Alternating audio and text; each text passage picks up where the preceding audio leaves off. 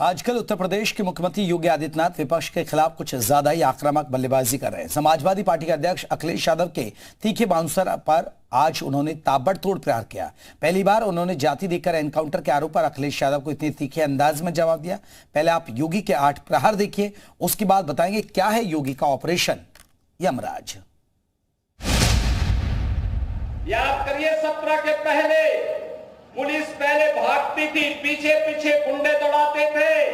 आज 17 के बाद उल्टा हो गया है। अब गुंडा और माफिया भाग रहा है, पुलिस उसको दौड़ा रही है।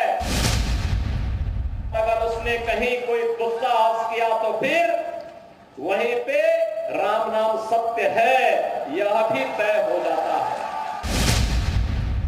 आप देखते होंगे जब उनके किसी एक माफिया शागिर्द को, किसी डकैत को जो पुलिस मुठभेड़ में मारा जाता है, जब मारा जाता है तो इनकी दुखती हुई नस पर जैसे पुलिस ने उंगली रख दी हो, तब ये चिल्लाने लगते हैं। माफियाओं की छुट्टी हो गई, माफिया मुक्त उत्तर प्रदेश हो गया। जो लोग पर्व और त्योहार में विघ्न बाधा डालते थे, विघ्न बाधा समाप्त हुई।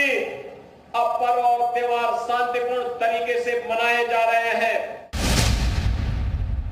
बेटी और व्यापारी की सुरक्षा पर जो खतरा पैदा करते थे, वे सभी गायब हो गए और जो बचे हैं वे भी अपनी अंतिम यात्रा की तैयारी कर रहे होंगे। उनको नहीं पता था कि जनता लड़ाई लेगी।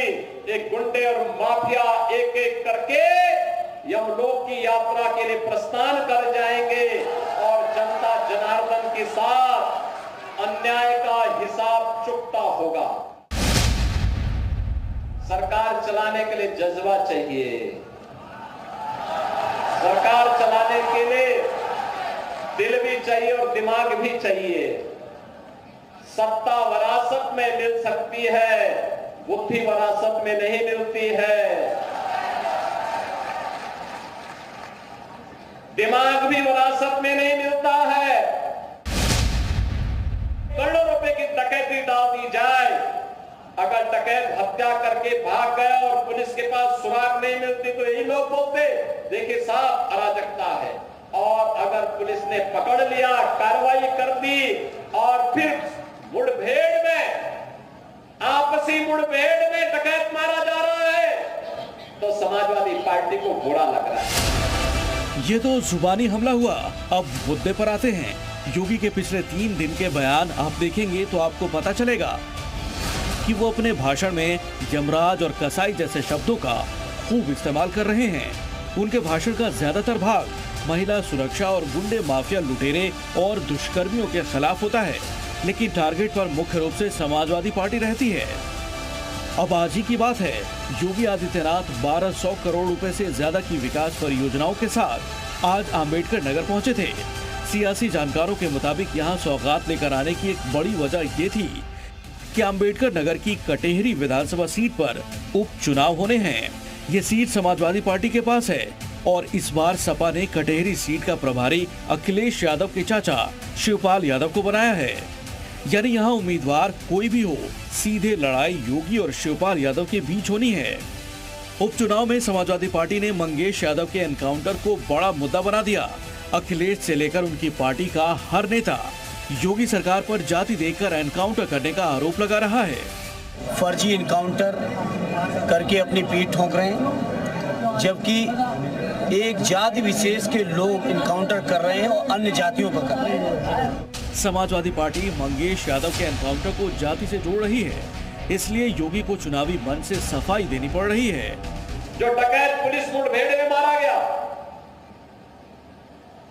जो मारा गया, अगर वह डकैत जैसे हथियारों का प्रदर्शन करते हुए डकैती डाल रहा है, वहां ग्राहक भी बैठे हैं, ग्राहकों को खड़ा करके एक तरफ करके अगर गोली मार देता तो क्या उनकी जान को ये समाजवादी पार्टी वापस कर पाती क्या?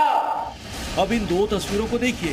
पहली तस्वीर मुजफ्फरनगर के दानिश नाम के एक शातिर लुटेरे के एनकाउंटर की है और दूसरी तस्वीर गोंडा में माफिया ब्रजेश अवस्थी के अवैध मकान पर बुलडोजर एक्शन की है। ये दोनों ही घटनाएं 24 घंटे के अंदर की हैं। योगी राज में पिछले 7 साल के दौरान करीब 13,000 एनकाउंटर हुए हैं। हर 13वें दिन एक अपराधी का एनकाउंटर होता है, यानी 13वीं तय हो जाती है। पिछले 7 साल में अब तक पुलिस से मुठभेड़ में 200 से ज्यादा अपराधी मारे गए। 17 पुलिसकर्मियों की भी जान गई और बुलडोजर मॉडल के जरिए माफियाओं के कब्जे से अब तक 67,000 एकड़ जमीन छुड़ाई गई। ब्यूरो रिपोर्ट, जी मीडिया।